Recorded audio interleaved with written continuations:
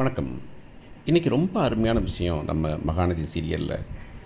அப்படியே இந்த பக்கம் விஜயா, அந்த பக்கம் நம்ம சிந்தாமணி, அந்த பக்கம் நம்ம ரோஹிணி, இந்த மாதிரி ஆளுங்க. இதில் 2ஆம் கட்டான ரோஹிணியோட அம்மா மாதிரி ஒரு சில ஆட்கள். இந்த மாதிரி ஆட்கள்லாம் பார்த்துட்டு நம்ம இன்னைக்கு பார்க்கும்போது, இந்த பார்வதியை பார்க்கும்போது நமக்கே பெருமையாக இருக்குது.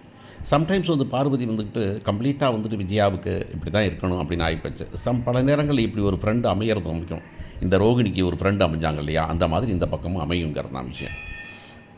ஆனால் இன்றைக்கி அந்த அம்மா பிரியாணி கொண்டு வருது. பிரியாணி கொண்டாந்து நான் சாப்பிட்ணும் அப்படின்னு. என்ன பிரியாணி அப்படின்னாக்க, இல்லை பூக்கடை வச்சுருந்தால அவங்க அம்மா. ஆமாம், பெரிய கடையை வச்சுட்டாங்களா? இல்லை இல்லை, அதை தூக்கிட்டாங்கன்னு. தூக்கிட்டாங்களா அப்படின்னா, ஆமாம் தூக்கிட்டாங்க, கம்ப்ளீட்டாக தூக்கிட்டாங்கன்னு. கம்ப்ளீட்டாக தூக்கிட்டாங்களா?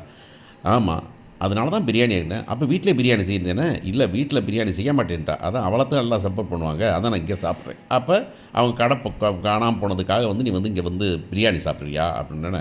ஆமாம், இதில் என்ன தப்பு, எனக்கு என்ன பிரச்சனை அப்படின்னு சொல்லிட்டு பிரியாணி போட்டு அதான் வாங்கிட்டு வந்து வரும்போது இருந்தா அப்படின்னு கொடுத்தாங்க. நான் தொடமாட்டேன்னு சொல்ப்பா அப்படின்னு.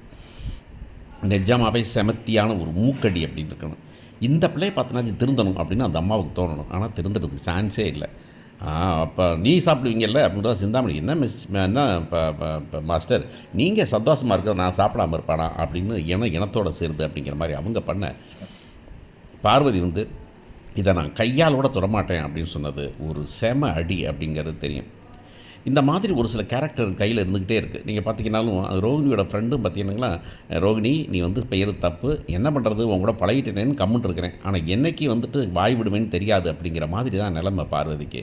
So I enjoyed Parvathi's character. நீங்கள் நிச்சயமாக பண்ணியிருப்பீங்கன்னு நினைக்கிறேன். இன்றைக்கி பார்வதியும் ஸ்ருதியும் செமத்தியாக நின்னாங்க அப்படிங்கிறது ஒன்று இருக்குது. இன்னொன்று, பழைய அடிமைத்தனத்துலேருந்து கொஞ்சம் கொஞ்சமாக மீண்டுக்கிட்டு வர்றாங்கங்கிறதும் பெரிய